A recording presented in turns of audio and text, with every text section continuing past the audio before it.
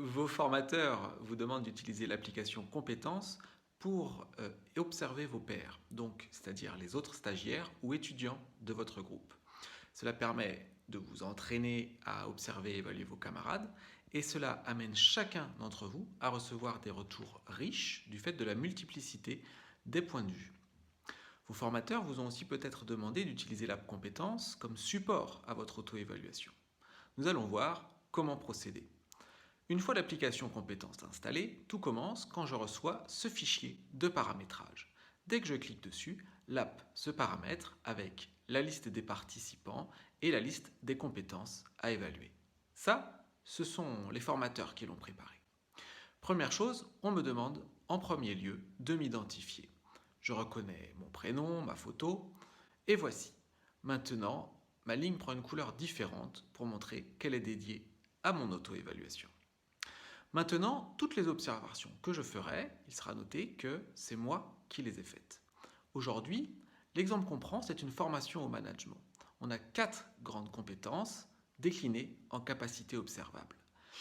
Imaginons que je m'apprête à observer Vincent, qui s'apprête à s'exercer, à mener une réunion.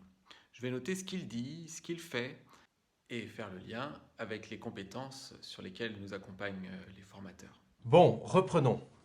Donc, il serait bon de faire un point sur l'avancée de la production des instruments. Ok, là, Vincent commence par expliquer les enjeux de la réunion. La question c'est, est-ce qu'on peut tenir les délais négociés par l'orchestre? Si on prend le planning. Par exemple, toi, Francis, tu en es où?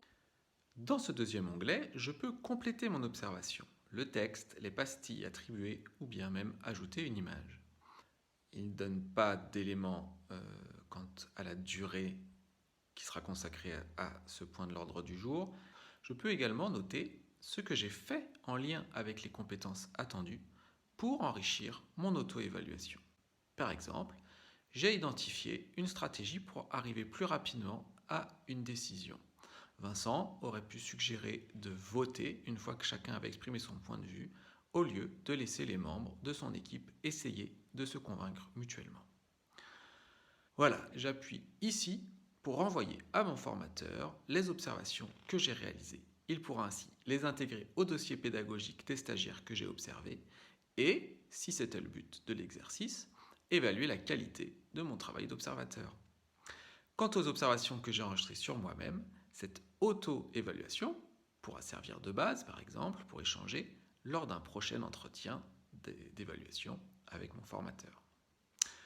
Voilà, et bien, bonne découverte de l'application à vous, à bientôt.